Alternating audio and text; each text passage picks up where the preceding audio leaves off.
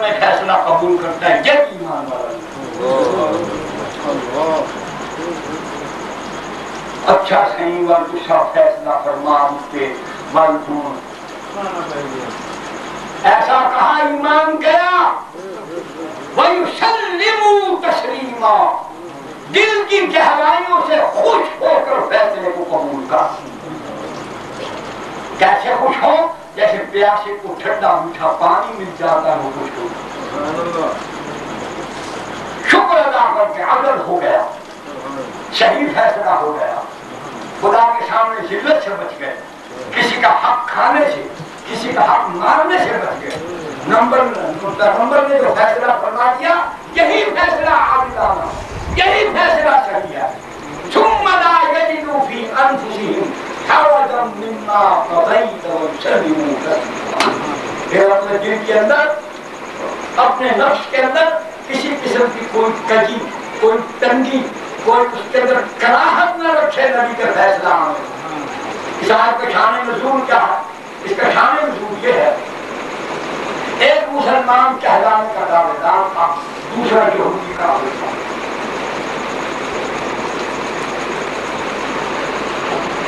دونوں کے درمیان لین دین پر اختلاف تھا۔ یہودی کہتا تھا کہ ہم نے جو معاملہ کیا ہے اس میں میرا حصہ کچھ تمہارے حق بنتا ہے، میرا حق وہ ادا کرو۔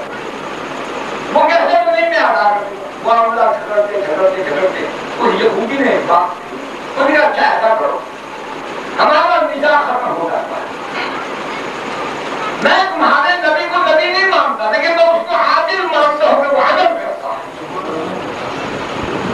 تم تو اس کو ماننے کے دعوے دار ہو نا، تم تو کہتے ہو میں مسلمان، میرا نبی ہے، جس کو نبی مانا جائے اس کی اطاعت فرض ہو۔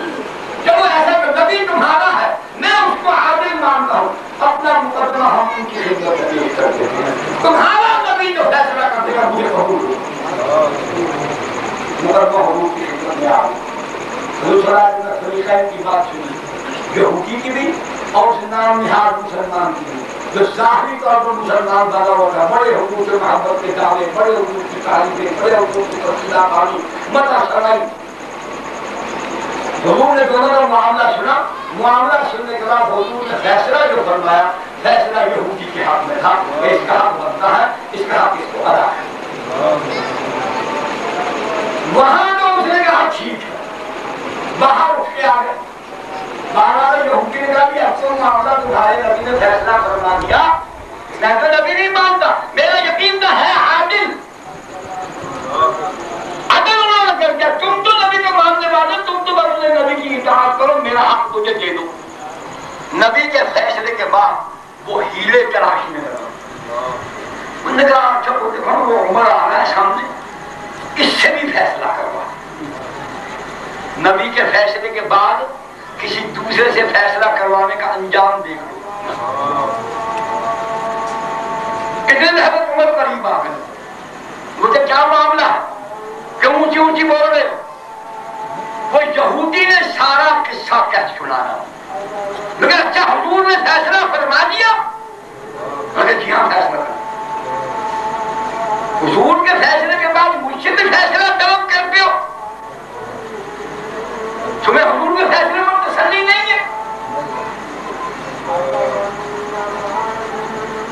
اس جو مسلمان کہلانے کا دیا میں آپ کا فیصلہ فرمانے کے یہی ٹھہرو، میں دیا۔ گھر گئے، تلوار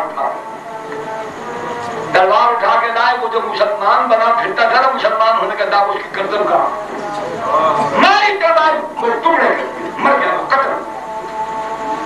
فرمایا جو محمد علیہ السلام کے فیصلے کے بعد عمر سے فیصلہ طلب کرتا ہے وہ مسلمان نہیں ہے، اس کو زندہ رہنے کا حق نہیں، اس کا یہی انجام۔ مدینہ طیبہ میں شور اٹھ گیا، عمر نے مسلمان کو قتل کر دیا، مسلمان کو قتل کر دیا، مسلمان کو قتل کر دیا، دہائی پڑ گئی مسلمان کو قتل کرنا کفر ہے، مسلمان کو قتل کرنا کفر ہے۔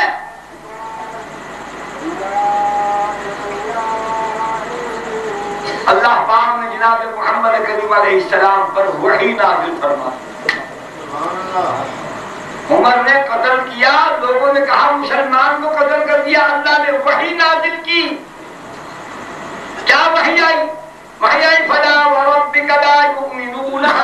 يحكموك فيما شجر بينهم ثم لا يجدوا في أنفسهم حرجا مما قضيت ويسلموا تسليما. اے محمد میں قسم کھا کر کہتا ہوں، کیا مانا؟ کہا یہ جانا کہ عمر نے جس کو قتل کیا وہ مسلمان نہیں تھا. اگر وہ مسلمان ہوتا تو اے محمد آپ کے فیصلے پر خوش ہو کے یہودی کا حق ادا کرتا. اس نے آپ کے فیصلے کو دل سے قبول نہیں کیا، دل میں اس نے تنگی رکھی، دل میں اس نے تنگی رکھی، اطمینان نہیں ہوا، خوش نہیں ہوا. عمر سے فیصلہ مانگتا ہے. آپ کے فیصلے کے بعد جو کسی اور سے فیصلہ طلب کرے یا آپ کے فیصلے کو قبول نہ کرے، آپ کے فیصلے پر خوش نہ ہو، میں اللہ اعلان کرتا ہوں کہ وہ کون ہے؟ مسلمان نہیں.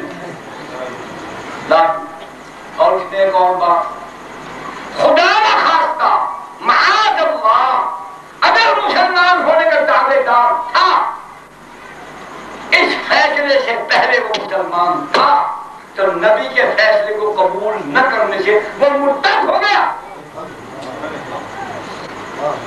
وہ مرتد ہو گیا.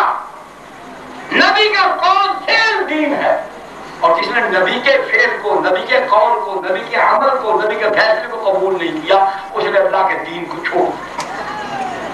من بدل دینہ فاقتلوہ من ارتد فاقتلوہ. تو مجھ محمد کے دین کو چھوڑ جائے اس کو قتل کرو.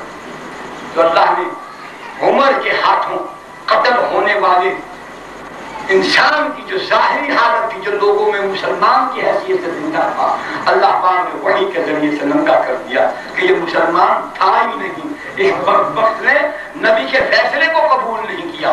مسلمانوں، ہمیں اپنی حالت پر غور کرنا چاہیے، اپنے آپ کو دیکھنا چاہیے. ہماری روزمرہ کی زندگی میں کیا ہو رہا ہے، ہم کیا کر رہے ہیں. ہم نے اپنے گھر کو، اپنی ماں بہن کو، اپنی بیٹی اپنی بیوی کو، اپنے کاروبار کو، اپنے معاملات کو نبی کے فیصلوں کے مطابق سنبھالا ہے. ہم نے نبی کے فیصلے قبول کیا ہے. کہیں عملی طور پر کچھ بدبخت جیسے مسلمان تو ہم نہیں بن گئے. کیوں ہم پر خدا کی رحمت نہیں ہوتی؟ کیوں ہم کامیاب نہیں ہوتے؟ کیوں ہم کافروں پر غالب نہیں ہوتے؟ کیوں ہمارے گھروں میں خدا کی رحمت نہیں آتی؟ میاں بیوی کے اندر نا اتفاقی، ماں باپ اور اولاد کے اندر نا اتفاقی، بہن بھائی کے اندر نا اتفاقی، نماز گھر میں نہیں، روزہ نہ رہا، شرم نہ رہی، حیا نہ رہی. اپنی ماں بہنوں بیٹیوں کو ہم نے خود ننگا کر کے بازاروں میں پھینک دیا. اس سے بڑا ہم خدا کی بغاوت کا اور کیا اعلان کریں. پردے سے تو محمد کی گھر والی اور بیٹیاں جو ہیں ان کو اجازت نہیں کہ وہ بے پردہ ہو کر باہر نکلے، تو ہماری ماں بہنوں بیٹیوں کو کیسی اجازت مل گئی؟ یہ بغاوت نہیں، یہ پیغمبر کے فیصلوں کا انکار نہیں. کہ شادی بیاہ پر ہم کیا کرتے ہیں؟ پیغمبر کا اجازت نے کہا ہوں من سنتی فمن رغب عن سنتی فلیس منی. بس نکاح صرف ایجاب و قبول نہیں، فوٹو بول کرنے کا نام نہیں ہے کہ لڑکی زبان سے کہہ دے، لکھ کر دے دے. ابر زبان سے کہنا افضل ضروری ہے. آہستہ کہے، ماں کے کان میں کہہ دے، ماموں کو کہہ دے، ابا کو کہہ دے، شہری کو کہہ دے، کہ کہے ضرور، کہنا افضل ہے. یا کوئی ایسا بلیغ واضح اشارہ جس کا معنی ہی یہ بنتا ہو کہ مجھے یہ قبول ہے. صرف اس کا نام نکاح نہیں، نکاح کی وہ ساری تقریب نبی کے طریقے پر کرنا ہے. نبی نے نکاح خود کیے، اپنی بیٹیوں کے کیے. عثمان جیسا دولہا دنیا میں کوئی نہیں. نبیوں کے بعد عثمان جیسا دولہا کوئی نہیں. جو 2 مرتبہ محمد کے گھر آیا ہے بیٹی، اس سے بڑے دولہا کون ہے؟ ابھی بھی دولہے ہیں، بہت بڑے دولہے ہیں، لیکن عثمان ان سے بڑا دولہا. نبی نے فرمایا میری 40 بیٹیاں ہوتی کہ جن مرتی جاتی مجھے کے بعد جگرے 40 کی 40 تم سے بیاہ. نبی نے خود اپنی بیٹیوں کے نکاح پر، اپنے یاروں وفاداروں کے نکاح پر کسی کو ڈھول بجانے کی اجازت دی؟ مائیاں، کھارے، تیل، مہندی کے ڈھول